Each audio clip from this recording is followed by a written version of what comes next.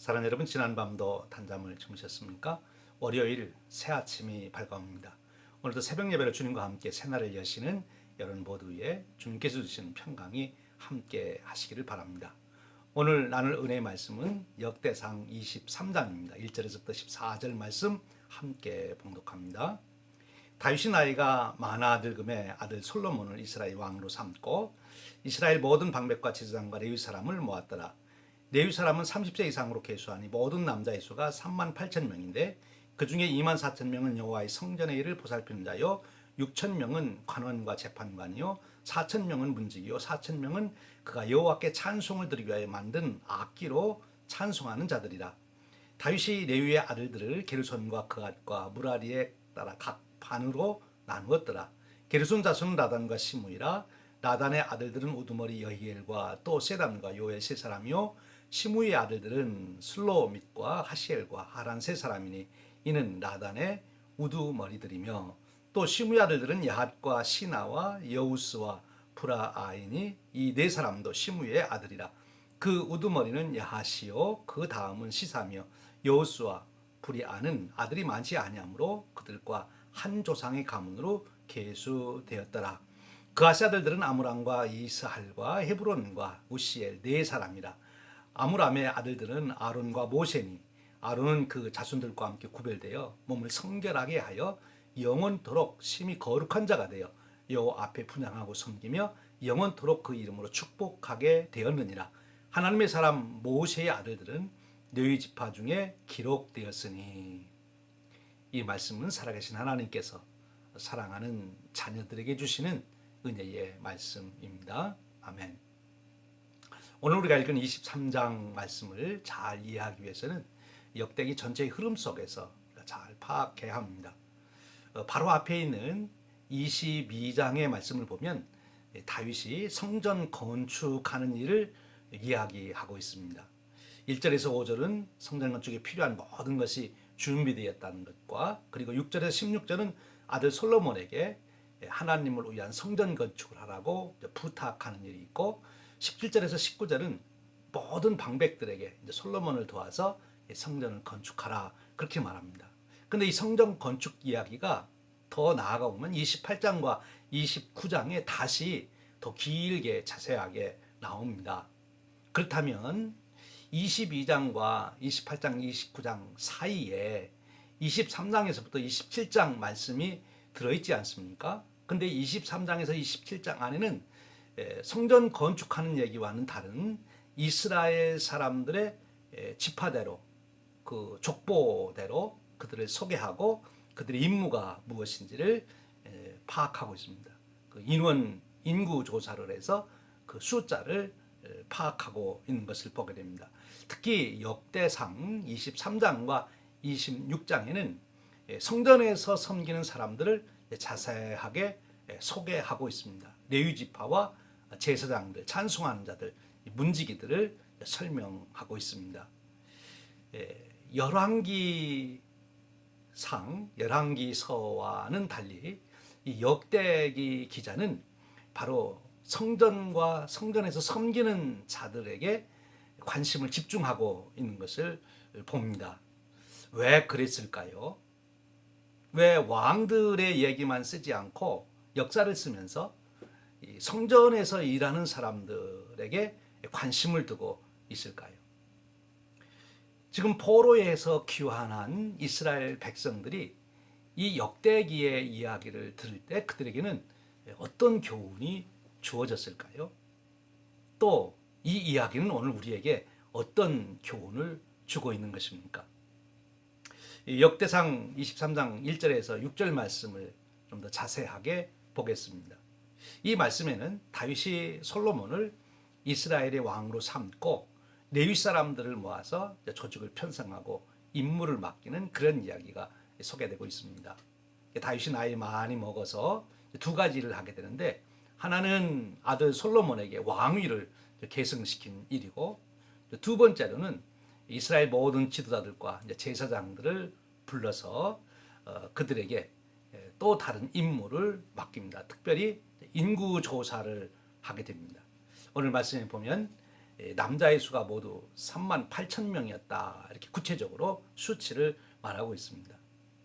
여러분, 여기서 역대기사가 에스라는 무엇을 우리에게 전달하고 싶은 것입니까? 이 이야기를 통해서 하나님은 우리에게 무슨 말씀을 주시려고 하는 거지요? 첫 번째, 왕을 세우는 것, 즉 정치만으로는 나라를 다 세울 수가 없다는 것을 말씀해 주고 있는 것입니다. 여기 여러 지파를 불러서 그들이 해야 될 역할을 설명하고 있어요. 그래서 성전을 맡은 자들, 또 서기관과 재판관으로서 해야 될 일들, 그리고 문지기들, 그리고 찬양하는데 쓰기 위해서 악기로 만든 것을 연주하는 사람들. 그러니까 그 왕을 세우는 정치적인 일만이 아니라 여기 보면 재판관, 법관의 일도 잘해야 나라가 세워지는 것이죠. 또한 성전의 일을 맡아서 일을 해야 된다. 그렇게 또 설명하고 있잖아요. 그리고 문지기들, 여기 문지기는 단순히 문에 서서 사람의 들락하는 것만 보는 것이 아니라 그들은 그 당시에 치안도 보안도 다 책임지는, 또 그 관리도 하는 그런 입장에 있는 사람들 아닙니까? 그리고 이 찬양한 악기 연주하는 것은 예수를 말하는 거지요. 한 사회가 온전하게 세워지려면 정치, 즉 왕을 세우는 정치도 잘해야 되지만 이 재판하는 일, 이 법관들의 역할도 잘 이루어져야 되지요. 그리고 예술 계통으로도 건전하게 잘 이루어져야 됩니다. 그런데 특별히 지금 여기서 강조되고 있는 것은 성전 맡은 자들이지요. 성전 맡은 자들, 레위인들을 특별히 강조하고 있습니다. 이런 모든 일에 지금 다윗이 가장 강조점을 두고 있는 것은 바로 레위인들의 성전 일입니다. 성전 건축과 함께 성전 일.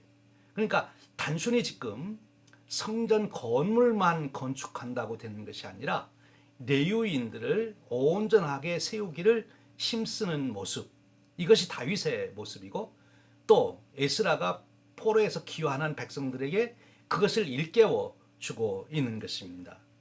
신앙이 중요하다는 거죠. 왜 국가를 세워가는 데 있어서 이렇게 에스라는, 역대기는 신앙을 강조하고 있습니까? 바로 신앙이 사람들의 세계관의 기초가 되기 때문에 그렇습니다.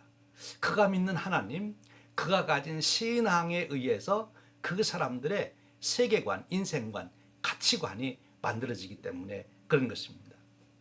바로 그런 신앙의 기초를 둔 가치관, 인생관 속에서 정말 사람을 귀하게 여기고, 또 자기 인생을 귀하게 여기고, 긍정적인, 그리고 창조적인, 그리고 건전한 삶을 살 수 있는 근거를 마련할 수 있기 때문에 그런 거죠. 그런 면에서 보면 이 공산주의자들, 사회주의자들은 절대로 좋은 나라를 만들 수가 없습니다. 왜냐하면 그들의 인간관이 잘못되었기 때문에 그렇습니다. 우리 기독교 신앙에서 가장 중요한 것은 하나님이 우리 사람을 그의 형상을 따라 창조했다고 하지 않습니까?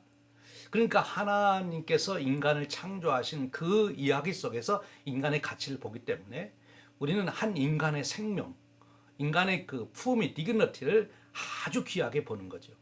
우리 인간에게는 하나님의 신성성이 있다, 이렇게 우리가 보는 것입니다. 이것이 가치관이고 이것이 이제 세계관인 거죠. 이것이 우리가 모든 하는 일에 방향을 가르쳐주는, 방향성을 주는 것입니다. 참 중요한 것입니다. 그런데 공산주의나 사회주의자들은 그렇지 않지 않습니까? 그저 진화한 고등 동물에 불과한 거지요.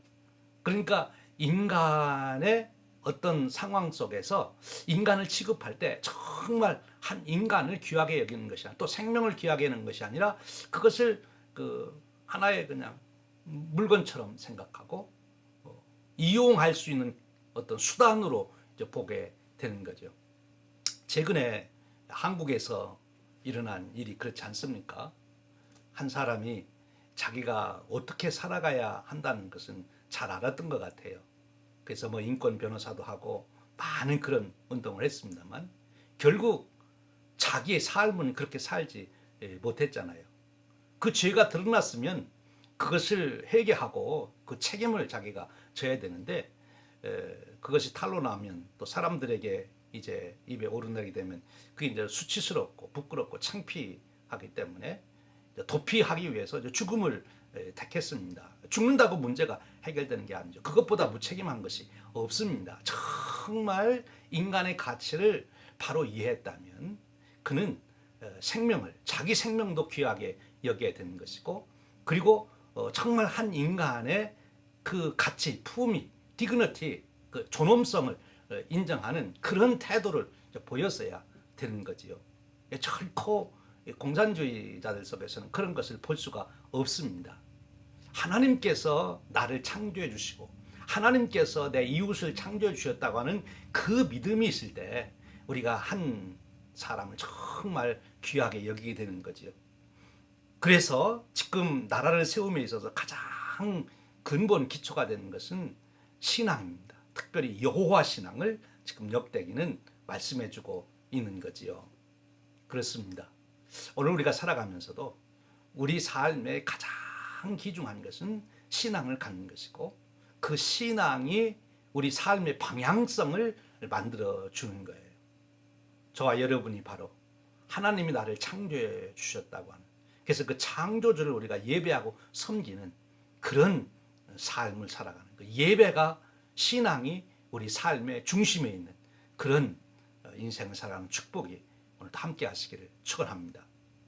그 다음에 보면 여기 다윗이 한 일이 인구조사를 했습니다. 왜 인구조사를 하였는가 하면 이 일을 하는데 적절하게 분담하기 위해서 즉 조직을 한 거지요. 한 공동체가 효율성 있게 일을 잘 생산성 있게 하려면 이 조직이 잘 이루어져야 합니다. 그래서 우리가 이 땅을 살아가면서 가져야 될 하나의 지혜는 나 혼자 사는 것이 아니라 나는 공동체 속에서 즉 조직 속에서 살아간다. 이거를 잊지 말아야 돼요.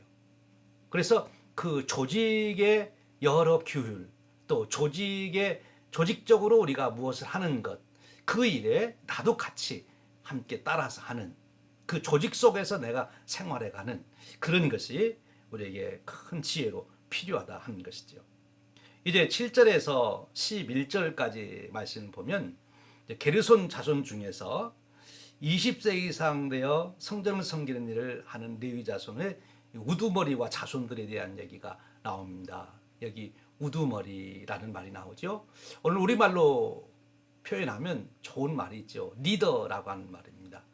이 공동체에 있어서 참 중요한 것은 리더입니다. 그 공동체가 세워야 될 가장 중요한 것이 있다면 저는 리더라고 봐요. 그러니까 훌륭한 리더가 있는 공동체는 훌륭한 공동체가 되고 리더가 없는 공동체는 아무리 숫자가 많아도 오합지졸이 되고 맙니다. 무슨 역사에 큰 일을 할 수가 없어요. 그런데 좋은 리더가 나타나게 되면 그 공동체를 정말 아름답게 귀하게 풍요롭게 이렇게 세워가는 것을 우리가 봅니다. 국가적인 차원에서만이 아니라 작은 모임에서까지 이 리더가 얼마나 중요한지 우리 생활에서 경험하지 않습니까? 그런데 이런 훌륭한 리더가 되려면 두 가지 조건이 필요해요. 하나는 그 리더 스스로가 소명감을 가져야 됩니다. 나는 리더로 부르심을 받았다 하는 거죠. 오늘 이 역대상에 있는 이 리더들 우두머리와 그 지파들에 대한 이 족보를 보면서 그들이 또 했던 일을 읽으면서 그 후손들은 어떤 생각을 했을까요? 바로 이 점입니다. 리더가 우리에게 필요하구나.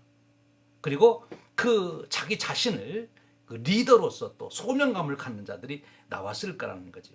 한 공동체에 있어서 축복은 바로 좋은 리더들이 많이 나오는 것입니다.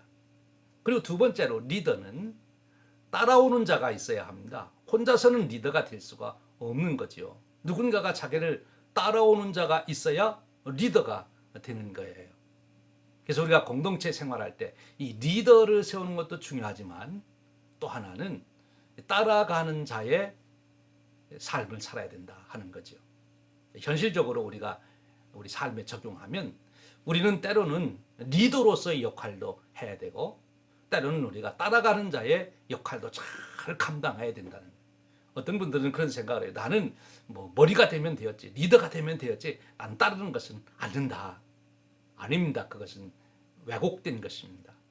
우리가 경우에 따라서 어떤 경우에는 다른 사람이 리더로 세워질 때 그를 잘 따라서 그가 좋은 리더십을 발휘할 수 있도록 그렇게 돕는 역할도 해야 되고요.